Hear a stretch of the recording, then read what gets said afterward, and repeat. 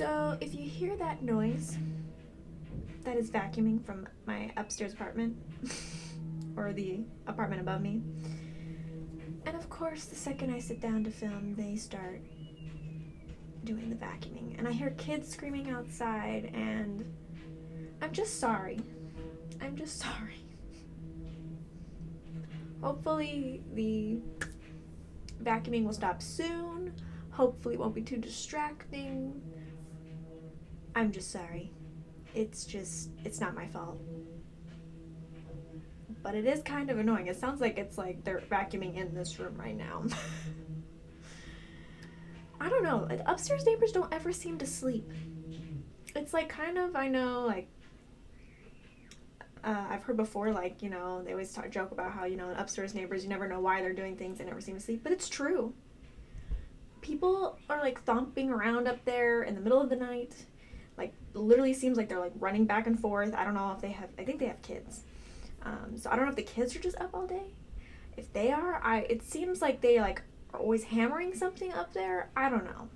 They're always doing something. And I'm just sorry that they decided to do it when I'm filming, because then it's probably annoying for you guys. So, please forgive me. Hopefully it won't be too distracting, and we can go ahead and get on to today's class. Hopefully you'll enjoy it, and let's get started.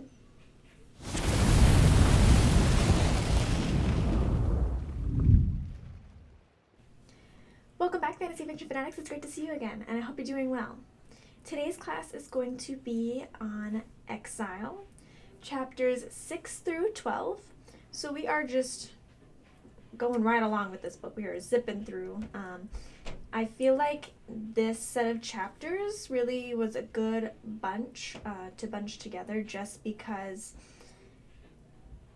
a lot of the same kind of things are happening in these chapters. We've got a lot of our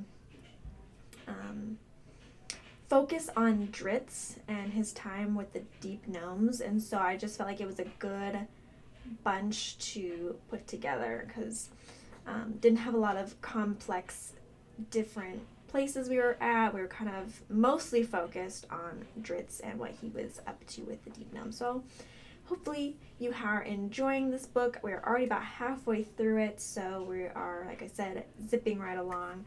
But I think it is still very fun to read, and I still have lots to talk about with for you. So let's go ahead and have fun talking about it and get into our recap.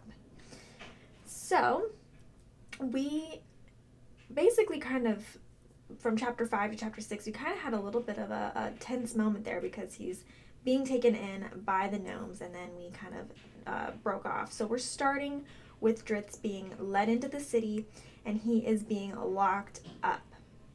So the king is trying to decide what he's going to do with Drizzt, what his fate will be, and they are locking him up till they decide that. A group of gnomes do come in order to question him and find out if they can see exactly why he's there, what he's doing, what he wants. And Drizzt talks about how he's, like, coming from the Underdark. He's not really related to his city anymore. So he's even given the secret of Guinevere to them. So he really is very open, honest with them, and he tells them to talk to Belwar and to find him, and that he knows him. So meanwhile, during this time while he's being locked up, we see that Malice has officially done the Zincarla, and Zach has been reborn into this monster that's just mindlessly wanting to hunt down Drizzt. And they send him off into the Underdark to find him. While Drizzt is still locked up, Belwar is brought over to him to see and to claim whether he knows him or not, whether Drizzt was lying or not. And Belwar exclaims, like, oh, he's the one that saved me. He's the reason that I'm still alive today.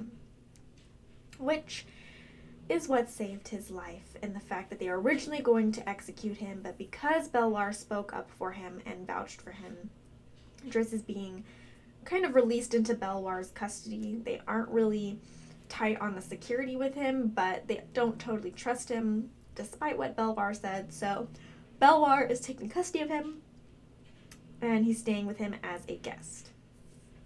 So, over the time that he is there, at least the first several weeks, they really become already good friends. Belwar and Drizzt become great friends. They really enjoy living together, and they are enjoying the dynamic that they have. So much so that Belwar eventually pushes Drizzt out into society again and tells him to go and interact with the younger gnomes to get a chance to interact with people and not just stay in the house isolated. And he does quickly become friends with these other gnomes who enjoy hearing his stories, even after he kind of had a little bit of a relapse into the hunter. They easily forgive him for that and still want to continue talking with him and hearing about his adventures. Meanwhile, as Drizzt is staying with the gnomes, Zach is on the outside in the Underdark, just murdering any creatures that come in his path, pretty much. He is just slaughtering people. And even as he is near Blydenstone, he is killing monsters and anything else that is just lurking out in the Underdark. And the gnomes are starting to notice that someone or something is out there murdering these creatures, and they're getting a bit nervous about it because they don't really understand why. They kind of suspect that it's Dro, and they're just feeling very uneasy about everything. And eventually, they're continuing to be here. Zach has not gone into Blydenstone, or not 100% sure exactly where Drizzt is. So Drizzt has been with Belwar for a while now, and he convinces Belwar to go out with his fellow gnomes again and to do an excavation area and just really enjoy going out and doing the things that he loves again. And so both Drizzt and Belwar go out with this party and do some excavating. And on the way back, they run into some goblins, and Drizzt is able to convince the goblins and trick them into moving along so that way the gnomes can end up getting back home safely without having to wait out to the goblins and to figure out what they're going to do. In another area, Furball, a gnome, is getting information about the Dro and trying to figure out what's happening with all the killings from their informant, Jarlaxle. And he finds out that Drizzt's family is hunting for him, and that is why there's a bunch of murdered monsters out in the Underdark. So they recognize that now it is because of Drizzt and their search for him that these monsters are being killed. That leads the king to decide to turn Drizzt out into the Underdark, which Drizzt completely understands. He's not upset about it at all. He gets it. So he is turned out, but Belwar goes with him. He is not going to be alone this time because Belwar, his good friend, is going to go out with him instead of staying with his community and with the gnomes. And together, they go out into the Underdark, and they go the exact opposite way of the gnomes and Meslobranzan, and they just decide they're going to go out into the unknown, into the Underdark. And they travel for a while. They get a good distance away when they're suddenly attacked by a bunch of Corbies. I think that was their name of the creature, was Corbies. And they are way out in the Underdark, and they are almost overwhelmed by the number of them, but Drizzt manages to fight them off enough that they can escape, except for maybe Guinevere. Guinevere, we're not sure whether she survived or not. She did fall into a lake of acid, and we don't know if that means that she is dead or not. So we're kind of at a little bit of a stopping point there, kind of like a transitioning. I mean, we are out in the Underdark again, and we've had this big encounter, but they were managed to get away, and they are safe. So it's not like we left off on too big of a what is the term? Cliffhanger, thank you. Thank you, Mind, for supplying me with that word finally. Too much of a cliffhanger other than for Gwen. So That's the only thing that's kind of hanging up in the air at this point. And it's so nice that Drizzt now has a friend out in the Underdark. He is no longer by himself, even if he could not be part of the Deep Gnome community anymore. So, speaking of the Deep Gnome community, I think that this set of chapters is a really good moment for us to actually talk about the Deep Gnomes in general.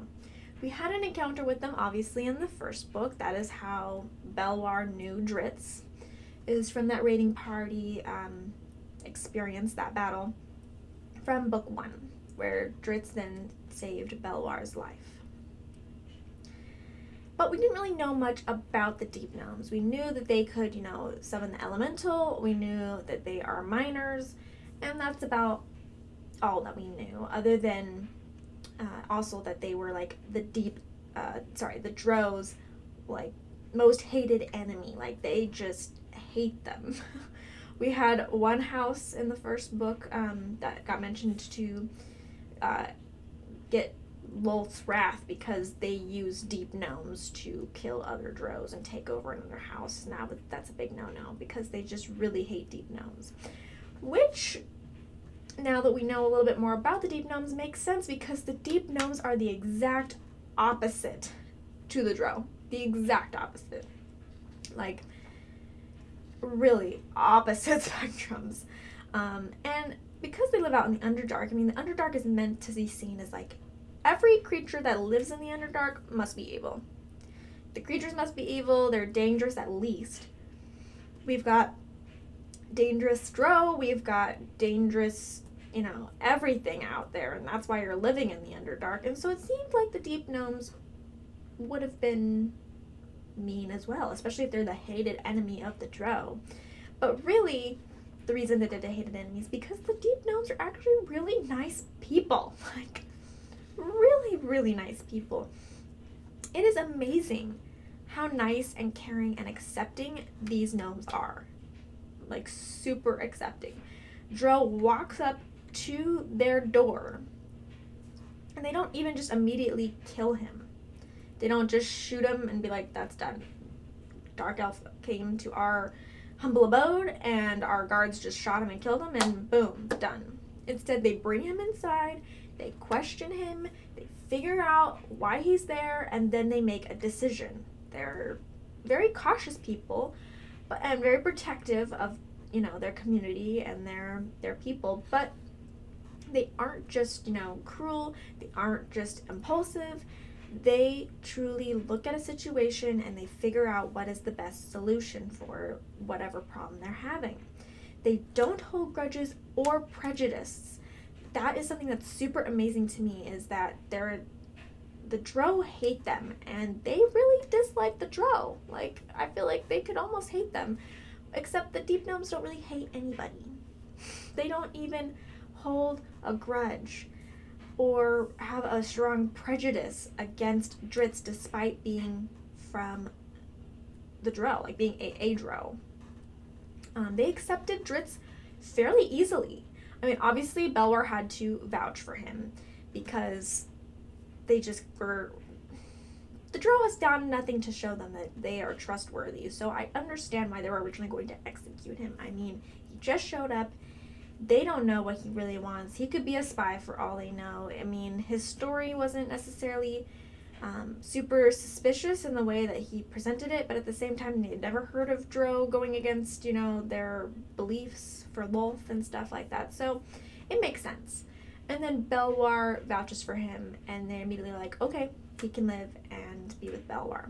Again, they're cautious, but they're not prejudiced. They could have just kicked him out of the city and been like, okay, Belwar spoke for you, but you're not going to stay here. Goodbye. But instead, they let him live with Belwar and be under his custody, be under his guesthood. The young gnomes really easily accept him. After he's been there a little bit, the gnomes come by and wave at him as he's looking around at things and sitting on the porch. And when he goes to talk to them, they easily accept him, and they want to know what he was doing out in the Underdark, and they want to have the stories. Even when Drizzt relapses and becomes the hunter again, like because he's animating this, fight that he had with this basilisk, and he kind of goes a bit crazy a little bit. He goes a little dangerous. Drizzt feels so bad, and yet the deep gnomes come back a couple hours later and are like, "Hey, can we hear the rest of that story? Can you come out and play?" It's really, really sweet how much the gnomes really care about Drizzt, and they don't care that he's not a gnome. They really don't care. And I love that, so that they are truly accepting. If you're nice to them, they're nice to you.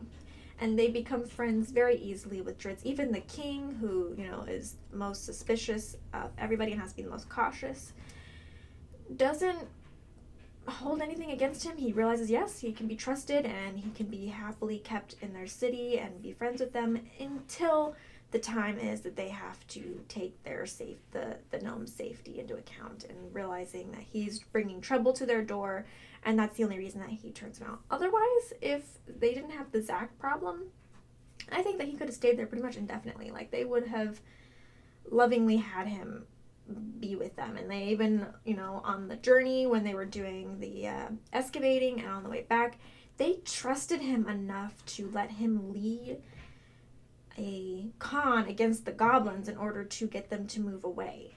At first they were thinking, like, are you planning on killing them? Because we don't want to kill them, which is also really nice, is that the goblins would have killed the gnomes in a second.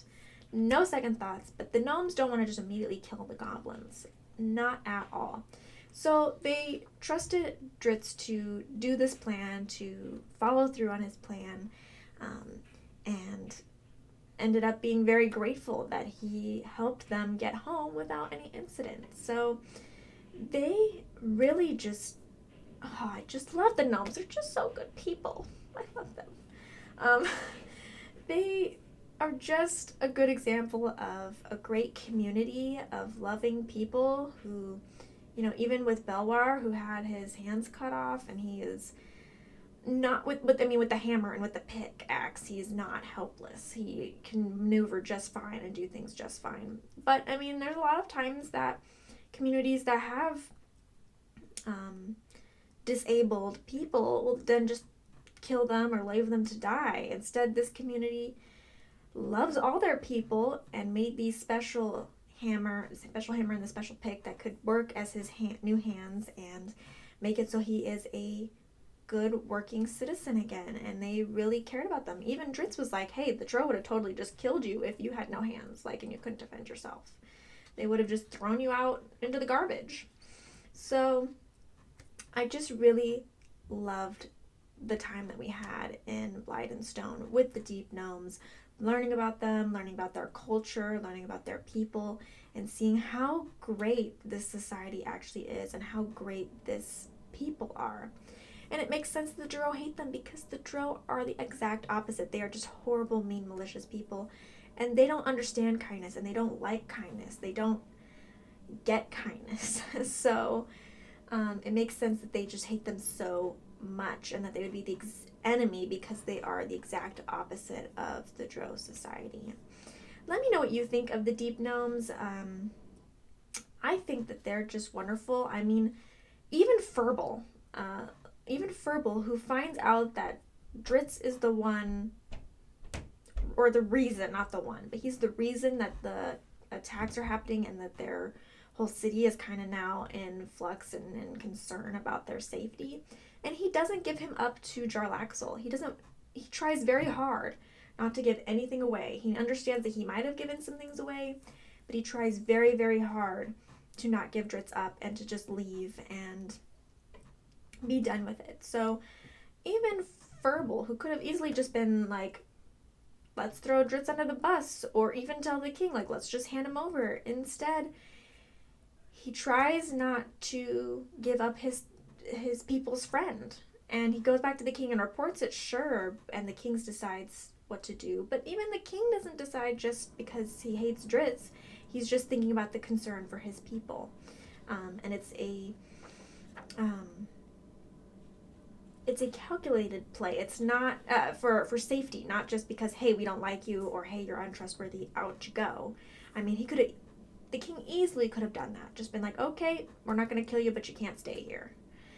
So really love them. And I'd love to hear your opinion on them and what you think of Drizzt's time in the Deep Gnome City. I would really love to hear your thoughts and feelings about that. Now let's talk about Belwar. So, Belwar is becoming a very important person in this book, in the fact that now he is out in the Underdark with Drizzt. So let's go ahead and take a little bit of a look at him a little bit more deeply, see who he is, see what kind of character he is, and how he might affect the book, how he's already affected the story and this book, but how he might also then in the future affect how things go as well. So obviously he is a deep gnome, we already know this, and he is the one that was saved by Drizzt during that reading party in book 1. And he saves Drizzt's life this time, so they're kind of a little bit equal now in the fact that he saves his life from being killed by the king and being ordered to be executed by vouching for him and being like, no, he is a good person, he saved me, please don't kill him.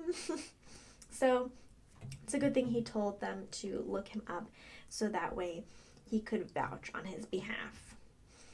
And he did lose both hands. He now has a pickaxe as one hand and a hammer as the other hand, and they both are kind of imbued with magic, and he can get around just fine and do stuff. I think it'd be really interesting to actually see Belwar use his hands. How do you get dressed with a pickaxe and a hammer as your hands?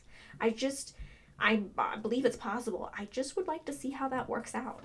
Maybe I gotta buy a hammer and a pickaxe and then I can try it. I don't know. But I just think it'd be really interesting to try and see what that actually looks like. Is that just me? Were you guys thinking the same thing? How does he cook with the hammer and the pickaxe? Does he chop with the pickaxe and scoop with both of them? I just want to know, guys. Is that bad? Do you wonder how he cooks like that and puts on clothes? I don't know. Maybe it's just me. But it seems like that would be a fun thing to see and to know about because there's nothing to grip with. I don't know. We're going on a tangent now. Let's get back to actually talking about Belwar. You can see this is what I think about when I read these fantasy books. real deep. Anyway, so he has refigured out how to live his life without his actual hands, and his community has really accepted him despite this deformity. They've really helped him, and they've helped him thrive again by creating new things that he can use as his hands.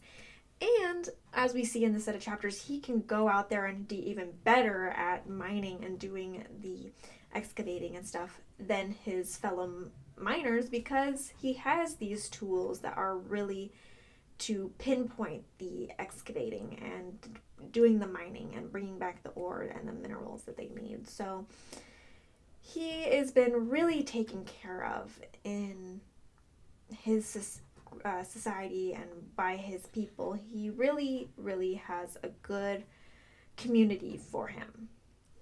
But he's also a very reserved, quiet person. He's very independent. He's very much prideful. He doesn't want to be coddled. He doesn't want to be pitied. He doesn't want to feel like people look down on him because of this misfortune that's happened to him, these hands that have been taken. He isn't a big socializer. He's very much to himself, keeps quiet, doesn't really want to go out. He pushes Drizzt to go out and hang out with the other gnomes, but he's much more of a reserved person. He does go out and do some things. Obviously he's not just staying at home like Drizzt is, but he isn't really going out on actual going out doing the mining. He stays within the community, and he just gets irritated whenever people come and address him as a Borrow Warden and say that he's very honored. he just feels constricted now. He feels a bit like his community is looking down on him and pitying him and thinks that he can't do what he should be doing for himself. Though Drizzt does help him out with this later. He convinces him to go out, and he does already have a bit of growth to him in the fact that he is freed from that belief by going out and seeing that everyone just sees him as one of the guys, just sees him as somebody who can do his work and provide for his community and the other deep gnomes, and doesn't look down at him at all. And that really brightens Belwar up. It really makes him feel good again about himself. And despite him being a quiet, reserved person, everybody wants to, fit in with their family and their friends, and Drizzt helps bring that back for him. So we already see where he was at, how the events of losing his hands affected him. We already see this growth and this blooming of Belwar, who is being refreshed and renewed in his own life because Drizzt has helped him see that he doesn't have to feel chafed and doesn't have to feel like he's not independent anymore. And I do really like the relationship between Drizzt and Belwar. They both are very similar people, and I think that that's why they make a good combo when they're out in the Underdark, and why they are such good friends is they're both more of those quiet, reserved people. Not that they don't talk or anything like that, but they're just a little bit quieter. Drizzt was always kind of a quiet person and a reserved person. Obviously, he was very different than the Drow around him, and so he wasn't really much of a chatty person to interact with people. But they're very much a pair. They both have very similar values, very similar personalities, at least in that kind of sense. Not that they're the exact same, but they do have those similar kind of independent qualities to them. And I think that they really push each other in a good way. Like, Belwar got to have Drizzt see that he is not just the hunter that he became, that it's okay for him to accept himself. And the same thing that Drizzt did, pushed Belwar to accept his current situations and to accept the love and the care that the gnomes gave him, and not see it as everyone just thinking that he's weak and, unable to take care of himself. So they both push and pull from each other very well. They've got a very good, strong bond, and I think that Belwar is very much, at least how we see him in this book, is very much shaped by that friendship, because we really only know Belwar personally while he's friends with Drizzt. So I do think that that's why we kind of see that foundation of the relationship being a big portion of how we view Belwar and the esteem that Drizzt gives Belwar. We even have the little letter from Drizzt, or whatever, the little thoughts about Drizzt and his friendship with Belwar before we even start talking to Belwar and looking at what's the interactions between them. So basically Belwar has now become kind of like Drizzt's brother, enough that he leaves his whole house. He really cannot stand the injustice of Drizzt being turned out, whether it's a good reason or not, or whether it's a fair reason or not. All he cares about is keeping Drizzt from going back into the Underdark alone and being that hunter again. So Belwar is just a super kind, caring person who really, truly is loyal and very committed to his friendship with Drizzt, who leaves his whole life behind after he just kind of got it back, in a sense, and was able to go out with his fellow gnomes again, because he loves Drizzt so, so much. And that speaks a lot of very loud volumes to me about who Belwar is as a person. I really like Belwar a lot. He is truly wonderful, and he doesn't want to have his friend go and suffer out in the Underdark alone. So Belwar has a lot of depth to him and a very big heart despite his gruff exterior. He's very prickly on the outside but very soft on the inside, and I just really love Belwar, and I really love that Drizzt now has a friend that cares about him and is out there with him, despite Guinevere. I mean, obviously Guinevere is his friend and he loves her a lot, but again, it's not quite the same. It's not somebody who can always be there. It's not somebody he can always talk to. I mean, Guinevere can't talk back. So gives him a little bit more of a bit of a community to have Belwar be there with him and to be his good friend. So I'm so happy in general with the Deep Gnomes and Belwar in this set of chapters, because you actually get to see Drizzt have some happiness. Of course, this doesn't last. It's not that kind of a story. It's a darker story where there's not tons of happiness. And the place that he is in does not provide a lot of happiness. But it's nice to actually have a lighthearted moment. Through these chapters, we are seeing Drizzt actually smile and have friends and have happiness and be accepted and to not have to, murder people or to fight to survive. So it's really nice to just see Drizzt actually having a good moment in his life. Even if it's not a long moment, at least it is a moment where he doesn't have to pretend to be, like other Drow, pretend to be a horrible, corrupt person. He doesn't have to fight. He doesn't have to be on edge. He can be relaxed and he can smile and he can laugh, and it's wonderful. I really, truly feel like that's a really wonderful place for Drizzt to be in and to have that experience at least a little bit. So now that we've covered, the happiness and the new culture that we have experienced, let's go ahead and talk a little bit about the rising tension in these chapters. So we do have happiness and it is really great. But at the same time, we are, the author is setting up this tension in the background that makes it where you can't totally be 100% immersed in the happiness, because you know what's happening on the outside. You know what's happening in the background that has yet to actually reach Drizzt. And we have this tension building and building, and it's that just anxiety in the back of your mind, like, oh my gosh, what's going to happen, and when is it going to happen, and how is it going to happen, and what's going to be the fallout. And yeah, it's a problem. At least that's how I felt in these chapters, for sure. Was like, so many times I was just like, okay, is that going to show up? Okay, is it now? How about now? Now? Like, I was concerned for Drizzt, and I was concerned for the Deep Gnomes. I mean, he's following them around. Zack is stalking them, and he's killing everything in sight. So who's to know that he's not going to just kill all the gnomes and invade the city? Or, when Drizzt went out of Blydenstone on that expenditure, I was like, are they going to get attacked by Zack?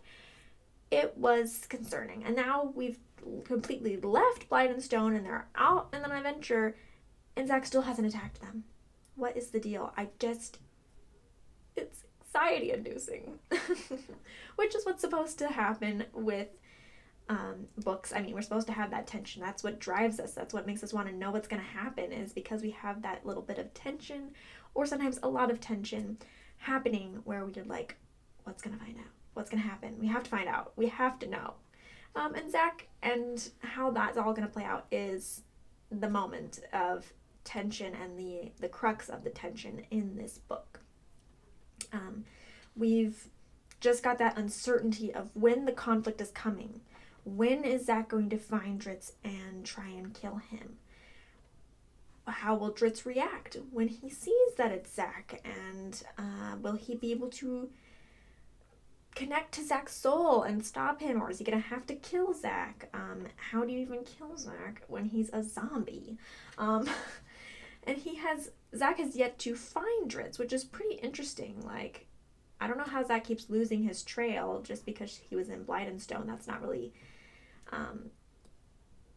expressed or really told to us. Like, it's a little bit harder to know about that. But we're constantly wondering when he's going to find out, what's going to happen. Now that they're just out in the Underdark, is it going to be easier or harder for Zack to find him? What's going to happen with Belwar now that he's out with Drizzt? Is that gonna be sad? I don't really want it to be sad, but it could be sad. with what happens to that. So there's just always these like things that are worrying us, and it's building. We're adding on top of it and adding on top of it, and having more moments that makes you question when things are going to happen, how things are going to happen. It's, we've got the whole connection to Zach being connected to Malice, and her urging him on, and like it's causing him to like kill all these other creatures out in the Underdark because he's just on a murder frenzy because of the drive of trying to kill Drizzt and not being able to find Drizzt. So we have a lot of tension for just how is this conflict going to play out, when, where, how. And I think it's very interesting because if we look at the tension from the last book, it's very different than the tension from this book. Last book, the tension was the house battles. It is the Drow society and the pressures of Drow society. There's the part about Drizzt being different from everybody else, so you have that little bit of tension of like, how is Drizzt going to get himself out of certain messes when he is blatantly not with Malice, and the same as other Drow. He's got that tension of like, when is something bad going to happen to him because of that. With the Alton and Mazrov wanting to kill him, we had that tension. So it was more like a lot of the politics and a lot of the environment was causing the tension, and like wondering what Drizzt's life is going to be like in this situation. And now in this particular book, we have the tension of the hunt versus the hunted, even if the hunted don't really know that they're being hunted or what they're being hunted by. That tension is just ramping up of when will the battle or when will the problem collide with, when will the hunter find his prey, and what will happen then, especially since this is going to be a harder battle, I think, than any other battle Drizzt has faced so far. So it's all around just a slow build of that tension, and we're slowly building more, and it'll be and it won't kind of let us go until we totally fulfill whatever's going to happen with Zach.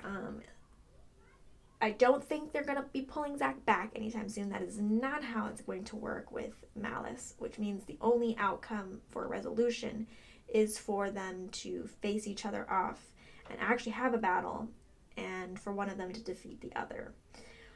Obviously, we do have the added bonus of like, it's unlikely Drizzt is going to die, and the fact that there's more books. I mean, this specific trilogy is all about him. So, it's gonna be, where it's likely that he will survive because there's another book. We'll just say that. And so the only thing is, how will then he defeat Zach? If he's the one that has to win, how will he defeat Zach, and what will be the outcome of the carnage of defeating Zach? Either internal carnage, other beings or people dying, carnage to Zach, all these things. So let me know what you think of the tension in this. If you feel it, if you're wondering constantly, like, when is this going to happen? And how has Zach not already found him? And oh my gosh, is Belwar going to be in trouble? Like, I'm honestly worried about Belwar. I don't want him to die. But if he gets in Zach's way, it's likely that will happen. I just don't want that to happen. I like him. I really like Belwar. Anyway, let me know what your thoughts are, how you feel about this book, this set of chapters, what's going to happen, all that stuff. I'd love to hear about it. So last but not least, let's just do our nitty gritty. I just had a couple of things and a couple of thoughts. One is, do you think Guinevere is dead from falling into the acid lake? Because the actual figure, or onyx figure or whatever, did get really, really hot. So it seems like something actually bad happened to Guinevere. But that doesn't mean she's dead. It also doesn't mean that she's alive. So, love to know right now in the comments, what do you think? Alive, dead, alive, dead. I'm really hoping alive because, again, I really like Guinevere a lot, and she is a good friend to Drizzt, and it would be really sad if she was dead. But, acid is acid, and that doesn't mean that she will be okay. We will have to find out. Second is about Jarlaxle, and he seems to be popping up everywhere in this book now. I mean, first, we didn't even know from book 1 that there were these mercenary groups. And now this mercenary group seems to be in all the little spots. And it's like, where did he come from? But it does seem like his role is going to be important, either before the end of this book or before the end of, the trilogy, something. They're really setting him up to be a prominent character and to be important. So I think it'll be interesting to see what Jarlaxle's role is going to be in all of this. Obviously, he's not going out trying to find Drizzt. That's Zach.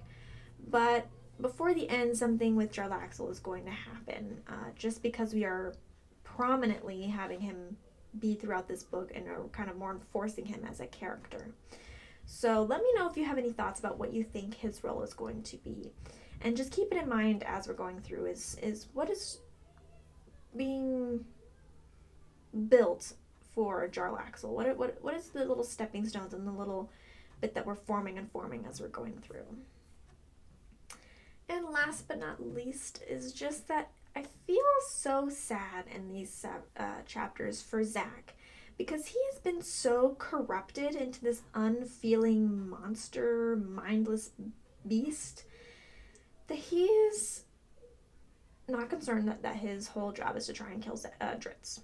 And not only that, but he's just killing everything in sight, and it's not even feeling like bad about it. And it's just so against Zach's nature and who Zach was as a person in life. And so I just feel so sad about it, and it makes me wonder how the face-off with Drizzt will actually happen. Like, will it jumpstart Zach's heart back into who he was, or will Drizzt be unable to reach the actual Zach? I mean, it seems like we had these couple moments where he has memories from his actual life, but that doesn't mean that his feelings will be able to come back, and it will just be so sad to just have Zach so corrupted this way. It makes me very, very sad for him, and for then Drizzt, who has to have his new last memories of Zach being this corrupted monster that's just trying to kill him.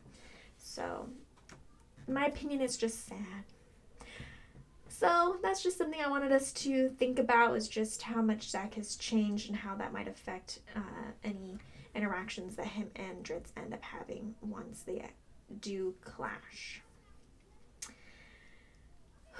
Okay, that is it for me today. Let me know if I missed anything, or you want to talk about anything specific from these chapters or from this book. I would love to hear from you. You can go ahead and comment down below. I'd love to see whatever you comment, but if that's not really the best place for you, no problem. There are many other ways to reach me. You can go to my social medias. The first one is Facebook, which is /fantasyfiction1. I post updates there. For both the YouTube and the blog. You can direct message me. Get any other kind of updates, that stuff over there.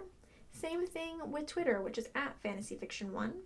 You are welcome to follow me there and welcome to get updates there, whatever you would like. Direct message me, whatever. And then Instagram is my slower moving social media, but I am getting better. I am posting a little bit more. I am trying my best. Hopefully you'll follow me there and you can get some new pictures, and I'm hoping to try and eventually do some reels on there, so stay tuned for that and follow me there if you'd like to see that extra bit of content. If you want a lot more content though, head over to the blog fantasyfictionfanatics.net.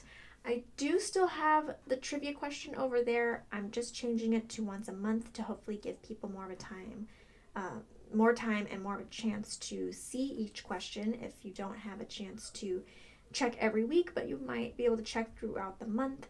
So I am just letting it go a couple of weeks before I reveal the answers. That way there's more of a chance to have people see it and answer it, just since my feedback on the trivia question was a lot of people just don't have time to check it every week, and that's why they're not answering. So we're still playing, we're still having a great time with that. It's just going to be a little bit less often on the change of the question. So hopefully if you're still interested in the trivia question, you'll head over there. It'll be on that right hand side on desktop. You'll just scroll down a little bit, or if you're on mobile, you'll scroll almost all the way to the bottom to find the question. But while you're there, check out my blog post with different book reviews, different discussions on reading or fantasy or other stuff, writing tips, terminology, that kind of stuff. Everything that you might want could be over there as well. Let me know if you want any specific content on there. I'd be happy to accommodate. And you can also see what my upcoming reviews are going to be, as well as some updates by authors and other things like that. So go ahead and check out the blog if that sounds interesting to you. Last but not least, I highly encourage you to join the Discord, because we have several fantasy fanatics over there talking and chatting about both fantasy and not fantasy related stuff. But we're having a good time, and you can direct message me on there. You can get updates on there and announcements, and talk to your fellow fanatics if you're interested in talking about fantasy together. So the link is down below. Go ahead and join us. We'd be happy to have you. Okay, I guess that is it from me today.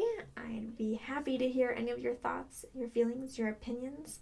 Be happy if you subscribed or liked my video if you enjoyed my content and my class. And I will see you guys in the next one. Bye.